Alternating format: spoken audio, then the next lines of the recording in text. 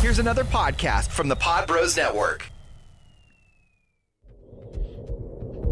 Now you die!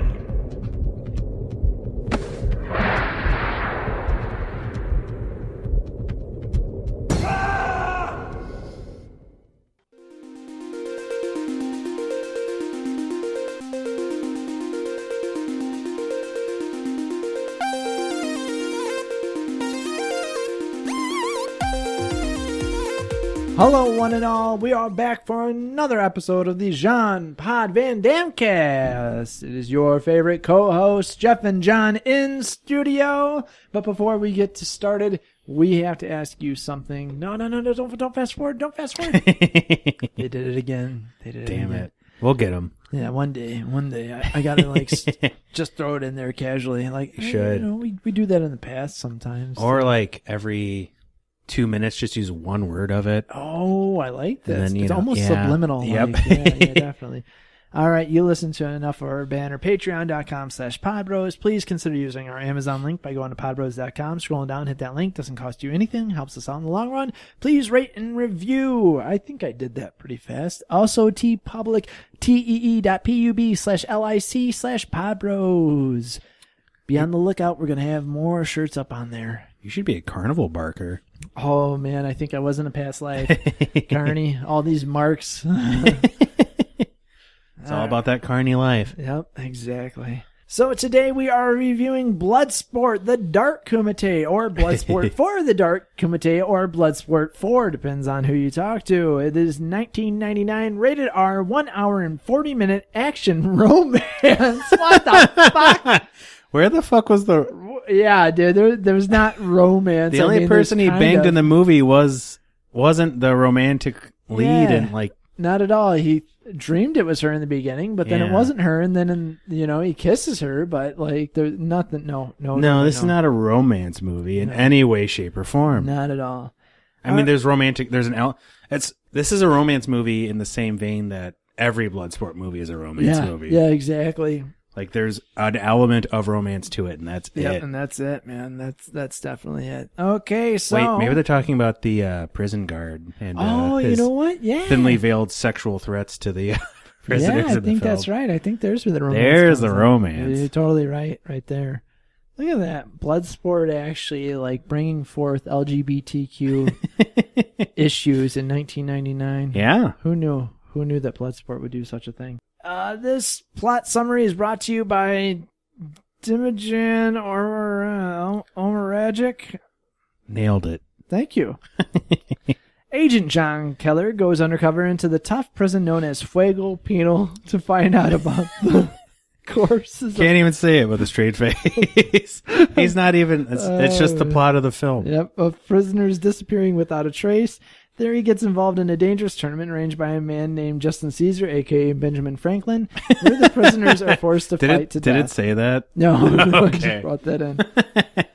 Okay, we have Daniel Bernhardt playing John Keller, not Alex Cardo this time around. Different person. Yep, we totally got a no retreat, no surrender moment here. Yep. With the sequels. This kind of meets a lot of... it's Bloodsport meets No Retreat, No Surrender, meets...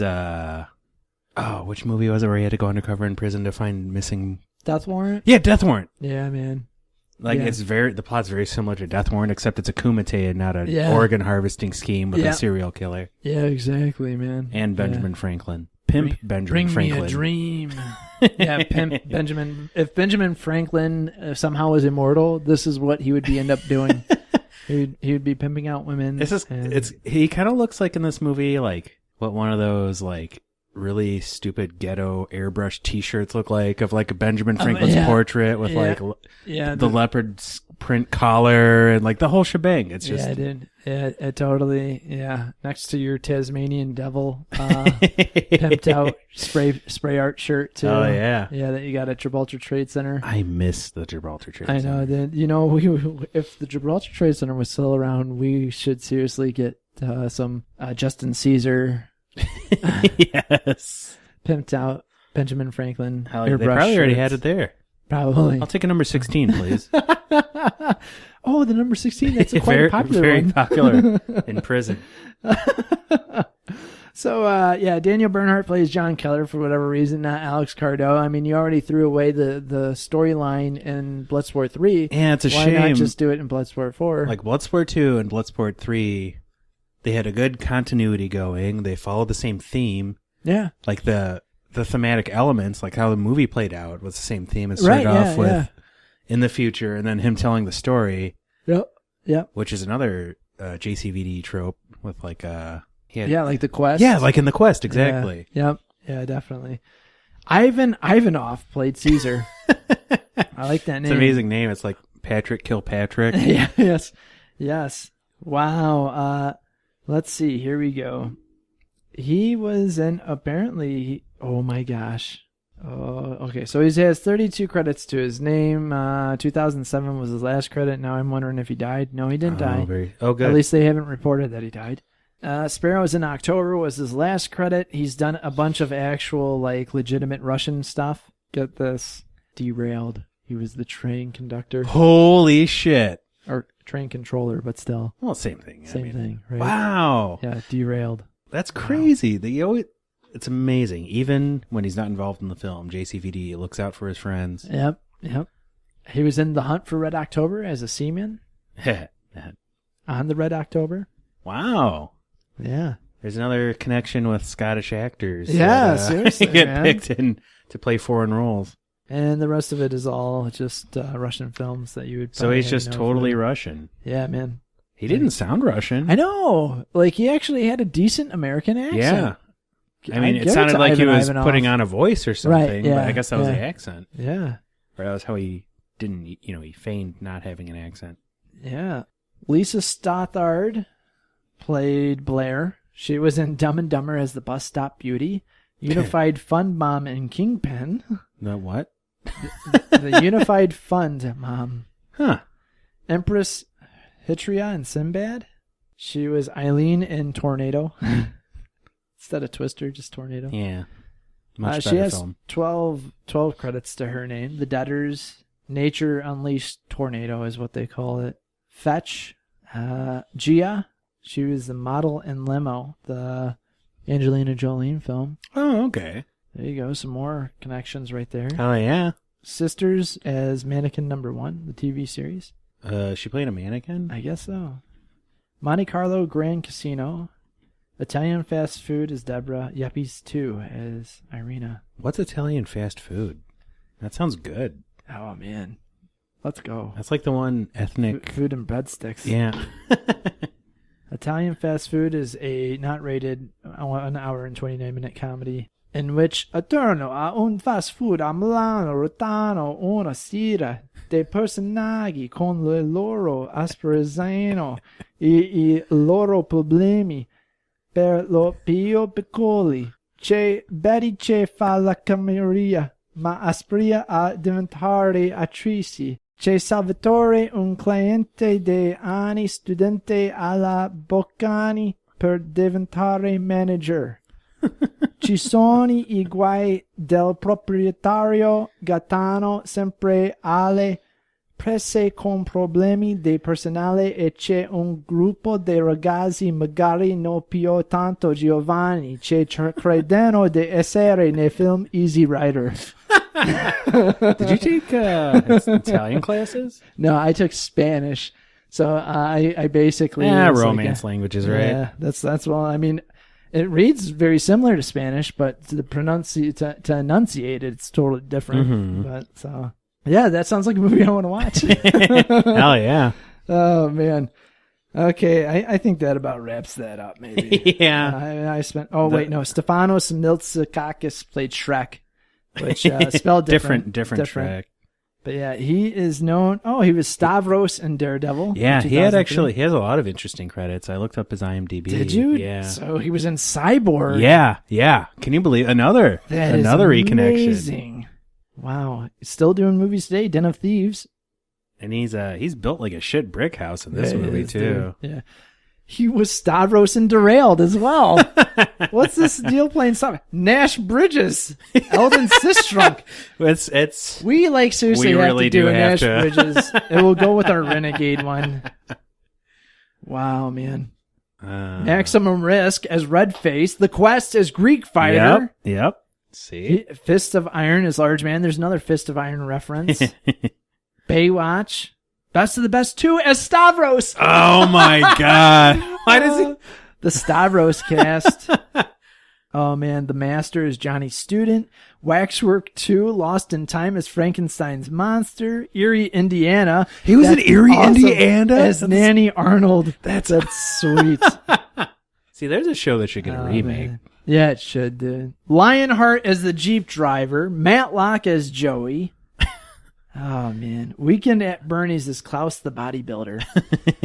All right, dude. Yeah, Stefanos Miltsakakis is going to definitely be like our next person that we... I know. He's a regular rabbit hole. Yeah, so he's Stavros. The guy I've never heard of being typecast as Stavros. Oh, yeah, you're the Stavros guy, Hey, right? it's Stavros. Hey, do Stavros. Do Stavros for us. Which time? All right. Jeff Moldovan played Captain Anderson, which I thought they called him Commander. Michael Krovic played Winston. Derek McGrath played Warden Preston, and he has a face that like reminded me of. Okay, he's in 109 credits. Wow. His character was like a wrestling manager or something. Yeah, it was, dude. So insanely over the top. You might know him from the TV series, the 2017 TV series, The Mist, as Benedict Raven for 3 episodes in it. Wow. Yeah. Wait, that show got made? Is it out? Yeah, it's on Netflix right now. It's in my queue. I just haven't watched it yet. I haven't watched it either. I love the short story. He's Daniel Tiger's Neighborhood as Mr. McFeely. For all you Van Damme fans with kids, he's in a lot. He was in the remake of Carrie as the head commissioner. He's in the CBC TV series Little Mosque on the Prairie as Reverend Duncan Maggie. My parents watched that. That was a funny show, man. If you got the CBC, yeah. Well, everyone has a CBC, right? It's around here. Yeah. And in Michigan, at least, I know you have it. Yeah. They broadcast to us all the time, whether we want to or... Yeah, exactly. No escape. He played the Superintendent Sedgwick and Charlie Bartlett. Huh. I never saw that. I think I saw it. Must have been pretty memorable. Yep, that's my mind with a lot of movies right now, though. Yeah, same here. A lot of Canadian stuff. He was in Star Trek Voyager Elite Force, the video game, as Crewman Chell. Star Trek Voyager as Chell, Crewman Chell for 2 episodes. All right. Walker, Texas Ranger. I was waiting for someone to be in Walker, Texas Ranger. Yeah. Reporter Harris. I'm pretty sure the Foley artist was from Walker, Texas Ranger. Yeah. Yep. Oh, man. He was in Family Matters and Ellen, In the House. Oh, my gosh. The Red Green Show? Okay. Yeah. This is my favorite guy now. Hell yeah. Now you know he's a Canadian actor. He was in The Legend and The Legend 2 as voice. Cheers. The Golden Girls. This guy's done it all, man. Wow. This must not have been a show. Dallas. Who's the Boss? Married with Children? Police Academy 4? Like, this guy is like the master of popular TV shows. Heathcliff and the Cadillac Cats. What? He was in Heathcliff? Yeah, he was Spike, Knuckles, Muggsy, and Mr. Woodley. That's amazing. Yeah, dude. I knew he seemed familiar. After MASH, I did not know that there was a TV series called After MASH. Is it It's literally After MASH. Huh, makes sense. That's pretty sweet. Mr. Mom as exec number 1. Sorry to keep going. I'm just like blown away at all this stuff. Okay. All right. Let's get out of here. Another rabbit hole. Yeah, another rabbit hole. Welcome to John's life of rabbit holes. Van Damme movies, spin-offs. Director is Elvis Rostano. Writers George Saunders and Elvis Rostano. The tagline, undercover on death row. The final contest is about to begin. It's pretty good. Succinct. Yeah, that's actually not terrible. All right. We have a remix of the Bloodsport song in the beginning. Yes. Bloodsport. They basically took that song. Kickboxing. They basically took that song and just put kind of like a rock song over it. And yeah. Just like, let's mix these together. And actually not mix them together. Let's just lay one on top of the other. And that'll be called a remix. We open up to some underground pit fighting place. Looks like an underground Catholic church pit fight. You know, we've been to a couple of those ourselves. Don't even get me started. It's a long-haired Daniel Bernhardt versus a dude. No, I will not kill him. You people are bloodthirsty. This is a Kumite. It used to be great. Now you've made it a blood sport. You see, we had the titular line Yeah, we there. got the titular line. Yeah, and everyone was dressed like they were from like the 1940s or something. It was really strange. Like weird, they were all wearing fedoras, which I'm sure you appreciated. And, they had fine taste, yes. Jeff. These people had fine choice in clothing they taste. all really wanted to argue with you on the internet.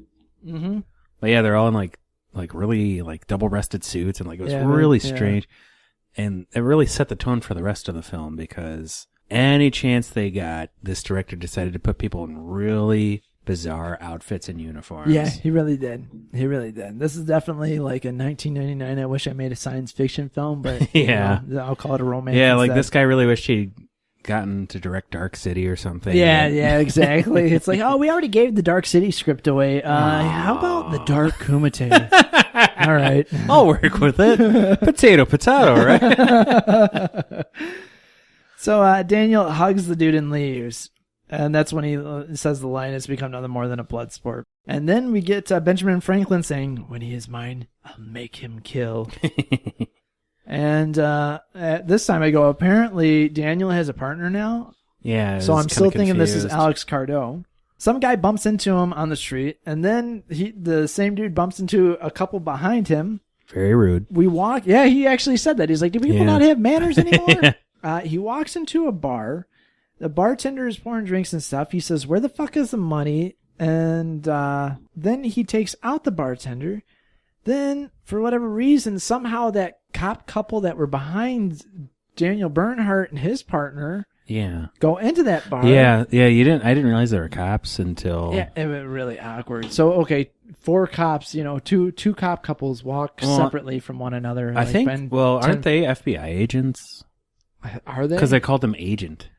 Yeah, they refer to each other as agent. Okay, that makes sense because I thought later on they said there's an FBI mole in there, but then we saw that they later on said he's a U.S. Marshal. Yeah. Mole. And we'll get to that. But yeah. Okay.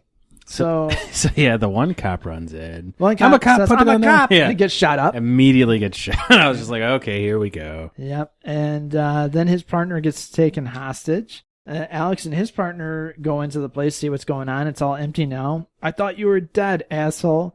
And we find out this guy's name is Shrek. Schrek. He's a 7-foot-tall green ogre voiced by Mike Myers. Yeah, and he said, "Then I saw her face, and I'm a believer," and stabbed her in the neck with a pen. But yeah, it was. But yeah, so he has the lady hostage. She's saying, "Take the shot." Yep. He wants him to talk it down peacefully when he could have taken the shot and ended it. Yep, and he didn't. Nope. And so the lady gets stabbed in the neck with the pen that she was gifted by her kids for Christmas. And gets thrown over the balcony. Yes. And she falls. Alex walks up the stairs to be tackled by Shrek, and they fall down them. Alex picks up his gun. "I'm an armed officer." And then before she dies, her one last words were, "You should have taken the shot." That's so great. And like the pen is spurting out arterial blood. Yeah. You should have taken the shot. You should have taken the shot. That's, you know what? If I die, I think those will be my last words no matter what. Yeah. No matter what. You should have taken the shot. And then you don't realize the person you're talking to was a hockey player. And you're right. Race out, Dan. Oh, man. And so, he has a little bit of a somber moment, and he's like, "I let the girl die." And so then he tells everyone at the jail cell, "I need 5 minutes alone," even to his partner. Yes. And this is when I found out this isn't Alex, this is Keller. Yes. Which is confusing to people following the quadrilogy of Bloodsport. Yeah, exactly. Even Shrek tells him he should have taken the shot. Yeah. And then he starts beating him up. Shrek has a great one-liner, "Foreplay. I'm digging it." He's just no-selling it the whole time, too. Man. Like, not even act like he just literally just... He's just... Yep. Not even... Like, his face just immediately returns back to the forward position. Not like he's injured at all. Yep. Totally, yeah. He's okay. Stavros is a badass. I mean, Shrek is a badass. Yes. We find out his name is John Keller. John turns his badge into the commander, but his commander tells him to hold on. "Shrek is yours. There's a catch. No vigilante bullshit. You're still a cop." Yeah, that's where he said, "You're still a cop." Yeah, I think this is just... Yeah. Okay. I could have sworn They called him Agent later, too. I think you're right. I think it makes sense for this film. Yeah. So Shrek was officially killed a month ago, but he showed up here. There were no bodies. Deep cover in fuego. What's my cover? His partner warns him all about it while he's taking a bath, which is kind of awkward. Yeah, I found another scene in which the female, prospective love interest just comes in while the dude's just fucking hanging out, just taking hanging out in a bath. Yeah. Is he taking? I was like, is that a hot tub or? Yeah, I know. That one was a weird one. The whole. Well, this isn't even like in the top 10 weirdest parts of this film. Yep. So next up, we see John about to kill Shrek, and instead he kills 2 law enforcement officers. This judge sentenced him to fuego. Yeah, and like the it's judge almost is crazy, weird. Yeah, it's almost like Judge Dredd. I know, in a weird way. He's like screaming at him, and there's an American flag hanging behind him, and has like he's in a weird uniform. Yeah. And there was this whole movie. It just seems like almost like it was like a theatrical production or something, where you're like, well, we could ignore stuff about. It's on stage so it can look bizarre and unrealistic to exemplify what we're trying to say. Dude. We should make Bloodsport the musical. Yes. Be the next oh, Hamilton. Hell yeah. Oh, dude. Yeah, so this is such a weird way to go undercover. Ruin your reputation. They didn't even say, I swore, this is my 3rd time watching this film. I thought that they said that, like, those cops were okay that he killed. But then I don't think there was any mention of it at all. No. He just killed cops. They don't explain.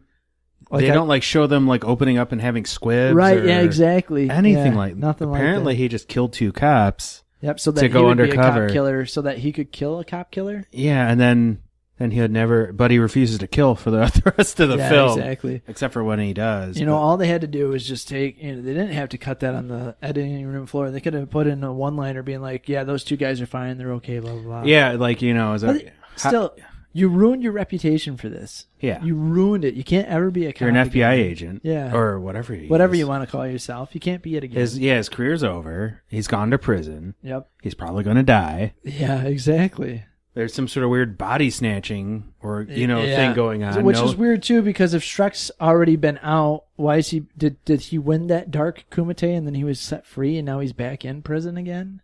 They sort of mentioned something about how he was being... Or he was supposed to be transported. Yeah, but the bus broke down. Yeah, and he got away. Which doesn't make any more sense. Right, yeah. So someone is on the phone with what appears to be the warden of Fuego. We find out basically the guy wants Daniel Bernhardt. He gets to their Fuego. Shrek is looking at him. Welcome to my universe as he clicks a pen. One rule in the warden's prison. There are no rules. Keller looks to be in a prison of all guys he locked up. Name's Winston, after Churchill. And Winston's the guy that gets things. Stuff goes on. Keller takes 2 guys out. Shrek grabs one of the knives that were meant for Keller, and he pockets it. Everyone's in really bizarre, let's be honest. 19th century prison uniforms. I know. I was going to say, it's almost like Holocaust-X, a concentration camp. It really is. And then, this is the most quiet prison. Everyone, there's no screaming. No screaming, no talking. And there's only 50 people in this fucking prison. Yeah. Yeah, it's really And then it's really poorly lit. Yeah. It looks like it's all filmed in a boiler room. Then we have a guy who played the doctor, who killed his parents. Yeah. He's really crazy. Yeah. I forgot who actually played him. I was like, that guy looks familiar. I guess I'll look him up because, I'm a glutton for punishment with looking up casts. This movie was so, they were trying to be all artsy-fartsy. Yeah, they really were. It almost, it reminded me of one of those Kids in the Hall skits that were directed by Bruce McCulloch, where they used, the fisheye lens pointlessly, and they had people with bottle, Coke bottle glasses that accentuated their eyes. It really, they went the whole 9 yards with this. And it's a movie about a fighting tournament, for crying out loud. Oh, I know. That guy was in Dead Punks, Kill You Twice, Sinbad, The Battle of the Dark Knights, Blank Stud End, Friends and Enemies, Happy Hell Night, and Motor Psycho. That sounds pretty sweet. I like that. Was that based on the song by Megadeth? Maybe. I don't know. This plot is unknown at the time. Ooh, top secret. I know. From 1992. Still in the works probably, huh? Elvis Rostano, he played the doctor, Dr. Rosenblum. Oh, man, yeah. We see Benjamin Franklin is surrounded by women in their panties up a staircase, getting the update on John and Shrek, the head officer is really into touching these guys' buttholes. Yeah. This is the second time he makes reference. We didn't make it. So when John first comes in, he's with some other prisoners, and the head officer basically says something about using their... He said he was going to... If they fuck with him, he'll use their prostates for trampolines. Yes. He uses and that immediately brings forth a mental image, in my opinion. Oh, I know. Yep. Yeah, exactly. And then the second time around, he talks about shoving his hands so far up these guys' assholes that they'll be able to vomit out his hands. Yeah, it was like something really bizarre, and just he was really into their buttholes. Yeah, and his uniform was like this weird leather daddy, black studded leather outfit. Yes, dude. Like literal studded leather. Yeah. With like a black leather cap. This is such a 1999 trying to be artsy film. Yeah. It's not even funny. It was something else. It was something else. So John Keller's talking to his partner who's dressed up as a nun. Yes, which gets even more weird and fetishy as we go. They start like fucking, getting all... Because she even said too, like she's like they make a joke about it, like a sexual joke, and I'm like, wait, isn't this your partner? Yeah, it's really strange. We find out that the warden wants him to fight in a black market cockfight, and then he finds out there's also a top mole undercover here too for the U.S. Marshals, and he tells Keller, Keller tells Blair that he'll keep an eye out for him. Then all of a sudden, the head prison guard gets a flower, one of those paper mache like fake flowers. Well, it wasn't paper mache. It was basically just... It's like a crumbled up twirled flower, like the ones that they give you at traffic stops when you give them $1. Yeah, exactly. Yeah, the poppy flower types. Yeah. Then we have Billings, who loves Jesus but hates Keller, as his corner man in this fight. And he's like, I want to be the one to take Keller, to take you out. He'd busted him for armed robbery. Yeah. He's like, Keller's in the same prison as me. Praise Jesus. He was a pretty good character. He was. I liked Billings, man. He was good. I mean, all of them were just so bizarre and over the top. Oh yeah. It was almost almost like Brad Pitt in 12 Monkeys. Yeah. The doctor, like Dr. Rosenblum. Exactly. Like the vibe of, everyone's acting really bizarre, but they weren't in a mental institution. They were just in some random prison that they just didn't bother to investigate properly. Yeah, exactly. So there's fighting back and forth between this random other dude. They go to their corners, then they're back to fighting. Warden tells Keller to kill the dude, but he won't. The opponent has a lead pipe and hits Keller over the back of the head. Keller takes him out, and the warden screams, I'll kill you! I'll kill you! The guy stumbles over to the corner where Shrek is, his cornerman, and Shrek breaks the guy's neck. Benjamin Franklin wants to be certain to erase all doubt before they kill him for whatever reason. Yeah. Utterly confusing. Oh, man. So this is where it gets really weird. Yeah, this is where it gets really weird. So the commander's talking with Blair. It sounds like the mole was already killed. They made it sound like someone killed the mole. They said he'd been found. Yeah. And is he alive? Yeah. Like, we don't know. We haven't heard from him, so we assume he's dead. And then the doctor says that Keller is pretty fucked up. He's got a concussion, contusions, whatever. And like, in English, Doc, English, Doc, yeah. He's like, he's pretty fucked up. So paging Dr. Rosenblum, we need a distraction. Winston gives Keller the heads up. A girl is undercover there to check him out. We find out that Winston is the mole. He says his days are numbered. This is where I got the U.S. Marshals and FBI all confused. We see that it looks like Keller has a sex dream with his partner Blair, and then it's Regina, like Benjamin Franklin's bottom bitch. I say that with all respect because, to all bottom bitches out there.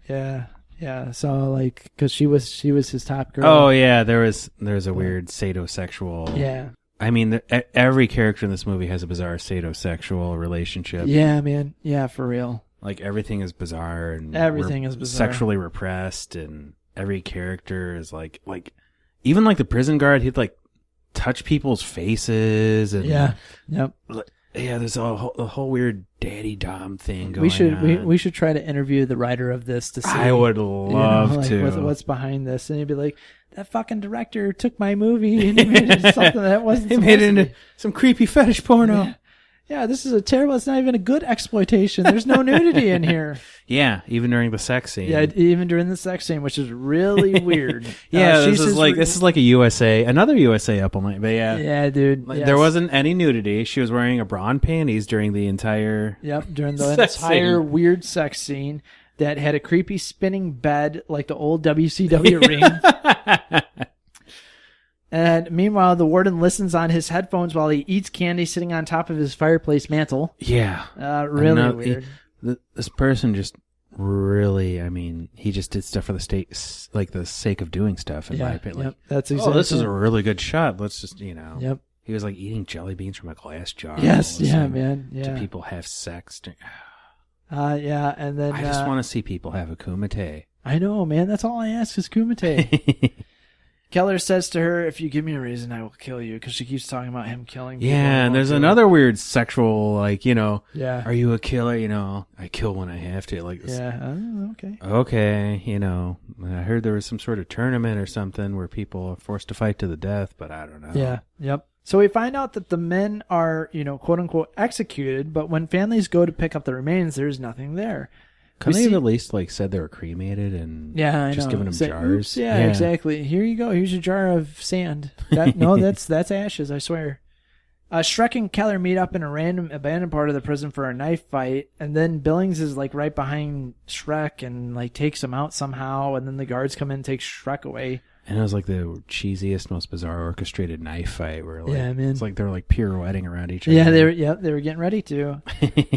So then we're back in the ring with Winston kind of learning from Keller about how to box, and then Billings comes in and talks about the element of surprise and takes out the poor Winston, and then Keller agrees with him and then hits Billings. Like a double gorilla punch. Yeah, man. And it was like in Mortal Kombat, where the backhand and then the right hook. Classic technique, very useful. Oh yeah, very much so. The doctor's on the turnbuckle saying, "Breathe, Keller, breathe," and then he kicks him. Yeah, he, a vertical, vertical backward kick off the turnbuckle for whatever reason. The guys fight some more, and then he chokes Billings out.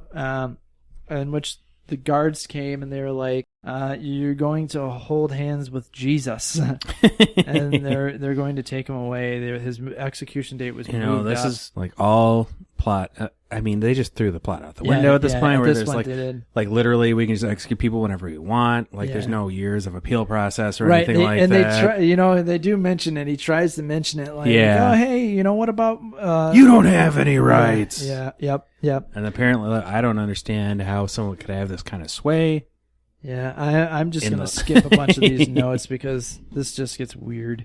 Yeah, it gets the execution process is very bizarre. So then they get Keller after they get Billings, do the same thing basically to him. The girl he had sex with kisses a glass window. Yeah, which was also really bizarre and pointless. The commander's drinking, saying John's dead. The player's crying and being like, "No, he's not. He's not dead. He's a tough son of a bitch." Blah blah blah. And then he suspends her for no reason. Then he suspends her indefinitely. Yeah, for no reason. Yeah, man. Just because she refused to admit that he was dead. Yeah. She's dressed up as a nun. She talks to the doctor. Move closer. Look into my eyes. Can you see my soul? I have something from you, from Keller. And he gives her the paper rose, which they mentioned about those paper roses. Invisible ink using lemon juice. Yep. Don't you have to use semen to do that? Let's try it out. No, keep trying. No, keep going. How much do I have to make? Not enough. Keep going for my own prison fetish sexual film called Bloodsport 5. Bloodsport.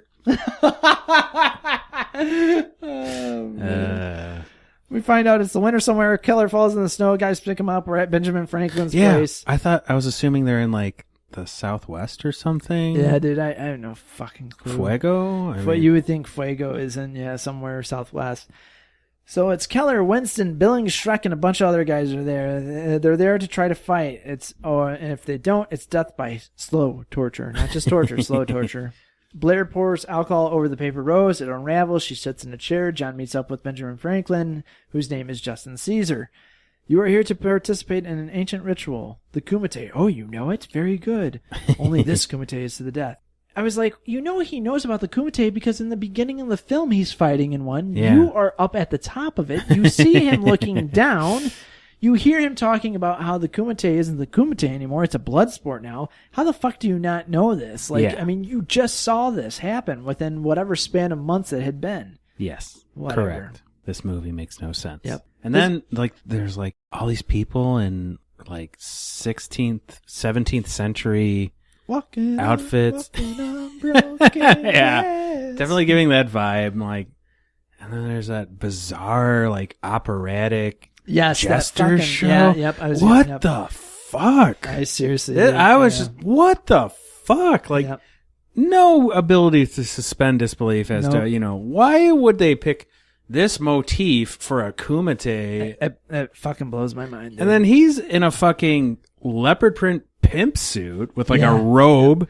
Bella, Bella. What the? And that went on for sense. 5 minutes. It did. It was awkward, the whole fucking thing. What the hell was going on? I don't know. Why would they do that? I'm just so utterly confused. I don't know.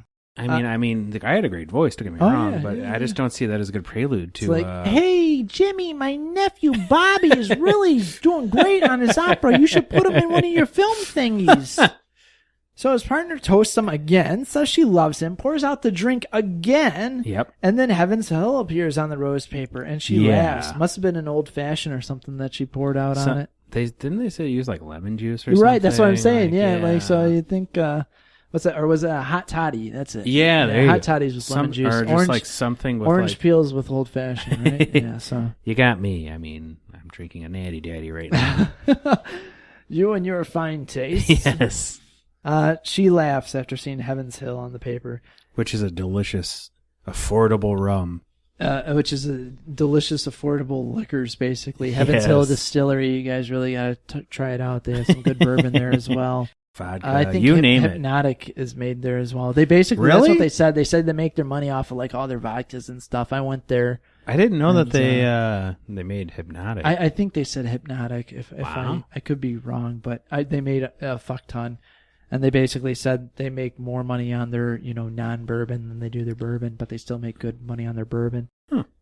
So we get that little jester scene we just talked about. That was really bizarre. Poor Winston is looking like he'll get destroyed easily. They put him in a singlet. It's just he's one of the dudes. He was Running Man or something. Yeah, I was just gonna say it was one of the opponents on American Gladiators. Yep. He was just oh, this poor bastard. How'd you get on the show? Go climb the wall. Everyone starts saying Hail Caesar. He yells, "Let the games begin." Who the hell are all these people? Who the hell is this Caesar guy?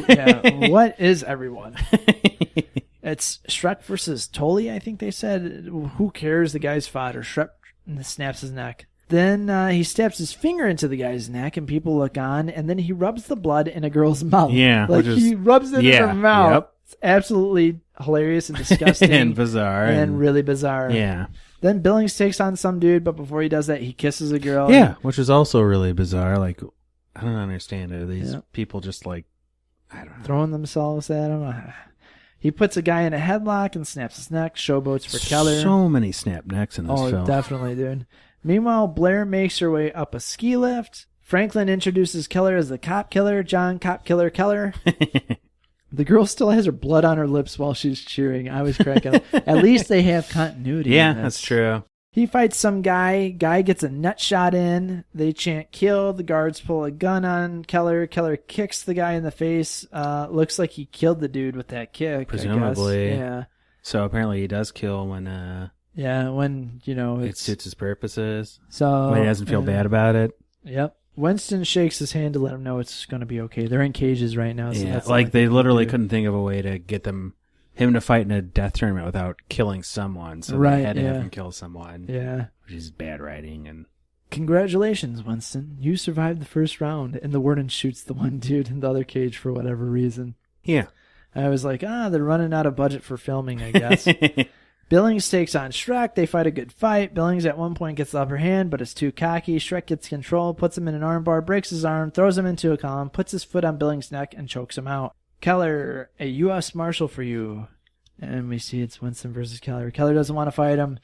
He won't. And we get another very homoerotic undertones. What, you both girlfriends? I don't give a shit. Make out in front of me. He didn't say that, but we can only assume. Oh, also, he's addicted to a mixture of cocaine and PCP. Yeah, they established that for no reason. Yep. And it didn't play into the plot in any way, shape, or form. And also, he's addicted to amyl nitrate. Yeah. I made that part up. But he's also addicted to anal. Well, who isn't? I mean... True. Keller says he will not fight. Winston hits him from behind, tells him to fight him. He's like, I'm not going to kill him. Caesar finds out that he's an undercover agent from this. Just assumes it. Franklin is about to shoot him. Keller puts his arms up to take the shot. He shoots, but he kills Winston somehow, even though Winston is totally behind him and there's no way that he could have shot him. I guess he was on a podium that was 70 feet in the air. Yeah, exactly. That's the only thing. So now it's Keller versus Shrek. It's time to dance. What do you want to do? The waltz or tango? They fight. There's some decent choreography going on here. I'll give him that. Shrek is about to choke out Keller. There's actually some parts where, they went for a lot of takedowns and other stuff that was somewhat plausible. Yeah, man. Less flippy shit. Yep.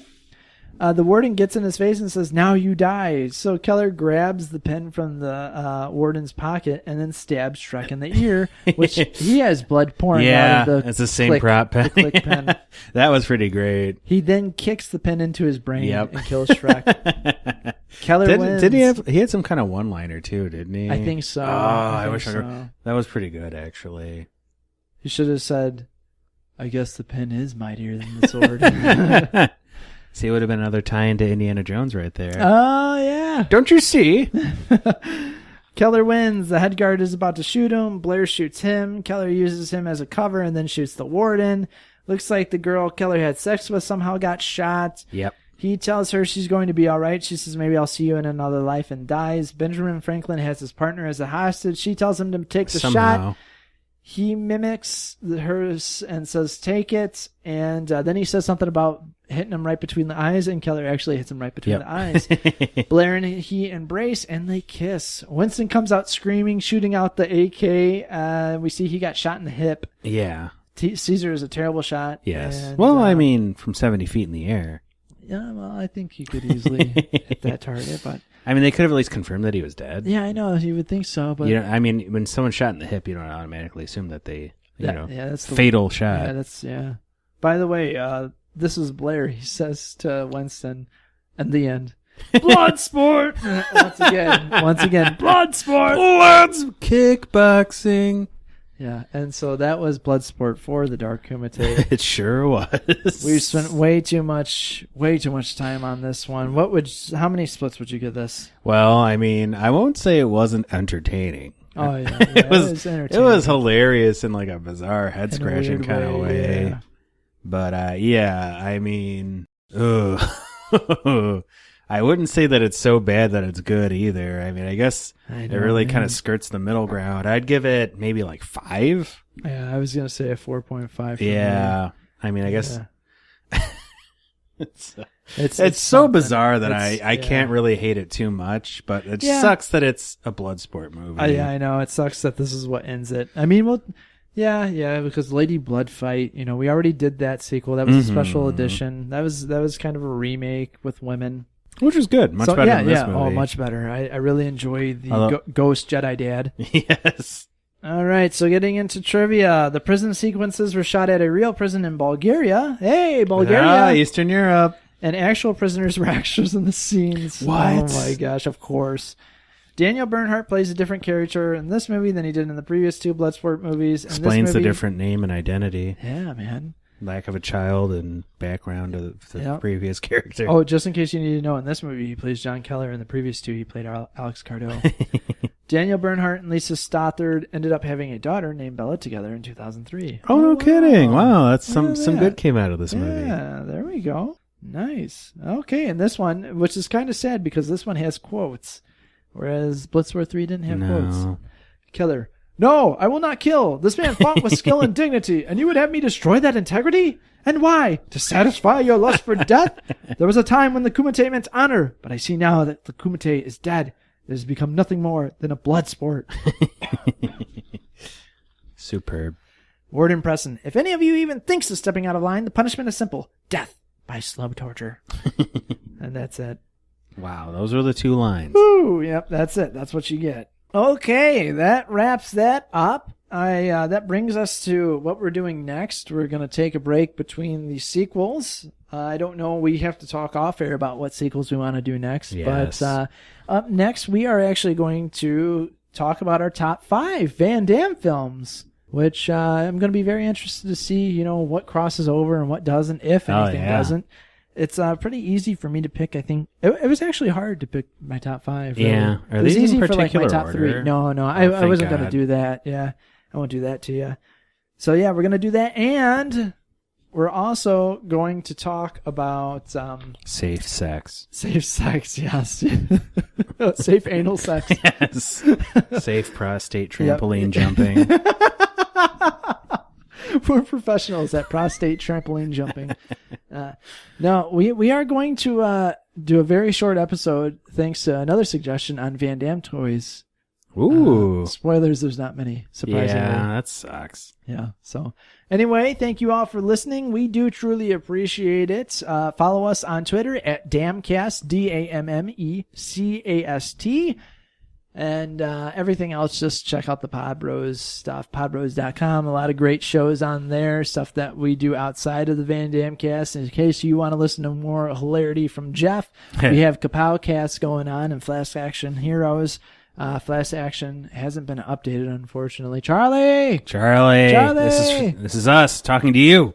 You are sitting there with your dog listening. All of a sudden, your ears are burning, and you're like, "Why does my prostate feel like a trampoline right now?" That's us bouncing on it, trying to get your attention. Yeah, yes. Our crazy telekinesis. Telepathic prostate stimulation. Yes. It's our specialty. That's what they call us, Professor Sex. So. All right, that about wraps it up. I am John. And I am Jeff. And you have been listening to another episode of the Jean Pod Van Damme cast. I think I kind of overdid it on all the prostate lines. I was going to use one for the hens, but this is not a podcast. This is a Bloodsport. No, I will not kill. No! This man fought with skill and dignity, and you would have me destroy that integrity. And why? To satisfy your lust for death?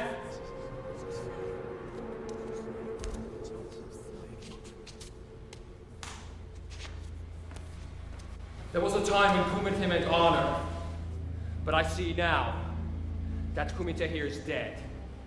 It has become nothing more than a blood sport.